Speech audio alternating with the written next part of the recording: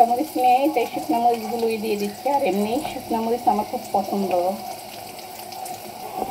পেঁয়াজটা ভাজা হয়ে গেছে, এখন দিয়ে দিব কুচি করা রসুন, সাথে একটু পানি দিয়ে দিচ্ছি। আধা চামচ পরিমাণ হলুদ, 1 চামচ পরিমাণ লবণ দিয়ে দিতেছি। ধুয়ে রাখা ডাল, ডালটাকে ভালো করে কষিয়ে নিয়েছি। এই যে দেখুন কিভাবে কষিয়েছি। এখন দিয়ে দিব শাকগুলো। পাট শাকটা আমার খুব পছন্দ।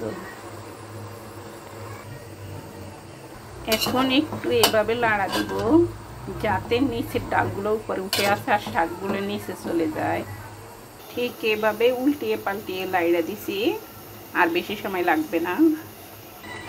আলহামদুলিল্লাহ, একটু টেস্ট করে দেখলাম, অসাধারণ মজা হয়েছে। দেখতে যেমন, ঠিক খেয়ে দেখলাম তেমনটাই মজা হয়েছে। একটু সাপোর্ট করবেন, চ্যানেলটিকে সাবস্ক্রাইব করে।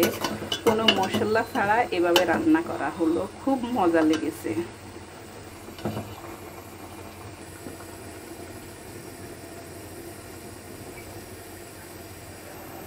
এই দেখুন, অন্তত 2 প্লেট ভাত খেতে পারবেন।